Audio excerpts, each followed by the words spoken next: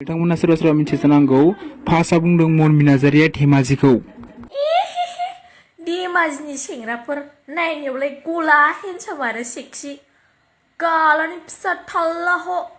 प्लेबय जासो खेलाफ्रा सैथारखायाहां अब्ला जोंनि धेमाजियाबो खोनासंनानै थाग्रा नङा जोंना धेमाजियाबो जोंहा रिप्लाइ होनासो गारगोन अब्ला सेकेन्ड टाइमाव होनबाय जोंनि अलंबारा धेमाजिनि सेंग्राफोर नायनायावलाय गला हेन्डसाम आरो सेक्सि गालानि फिसा थाल्ला ह प्लेबय जासो खेलाफ्रा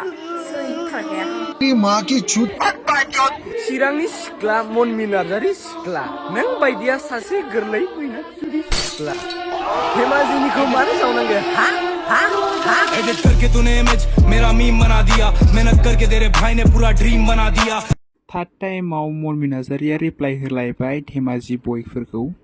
अलंबार थेंगोना साइज मा मोखाङै जावदों नों आंखो चिरांनि लाइफआवसो औ आं चिरांनिफ्राय माथो जाखो हा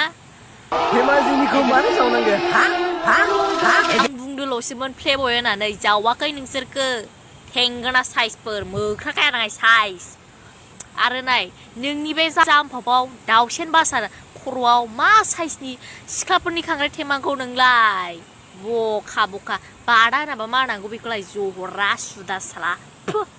जोंनि धेमाजियाथ' बहाथो नायनानै थाग्रा रिप्लाइखौ होनासो गारगोन नायदो अब्ला रिप्लाइखौ ओइ अलंबार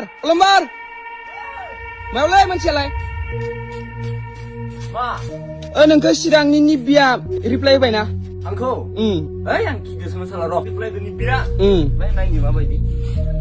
ओइ निबि मोख्रि साइज मानसिनि महर लाना जावदों आं नोंखौ औ आं नोंखौ मिन्थिदों चिरांनि होनना बेनिखायसो आं नोंखौ जावदों मानोना नोंबो जोंनि धेमाजि डिस्ट्रिक्टखौ नाम लादों नों मानो धेमाजिनि सेंग्राफोरखौ प्लेबय होननांगौ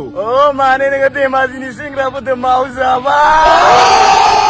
आरो नों आंखौ मा बुंदों थेंगोना साइज सिक्स पेकखौ नाय देखायनाय सिक्स पेकखौ नाय आरो नोंनि दि गस्ला ओरै देखायनायो आं हायो ओइ निबि साला दाउसेन बासा होना बेखौ खानायसो होनो इसरा अरखानायसो जोनोमनिफ्राय बेखायसो लादों बेखौ मा बुंदों खांख्राइ थेमा खिलिपसो बुङो माइसि निबि माइसि जाम्बि नोङो लिरदा आरो नों 30 सेकेन्डनि भिडिअखौनो बानायनो थाखाय एथ' गोबाव लाउरा आंखौ दसेयाव नायो लिरदा आरो नों बेखौ मा बुंसै फाक इउ बैनाक्सुदि मान्दलि जगरि लाउरा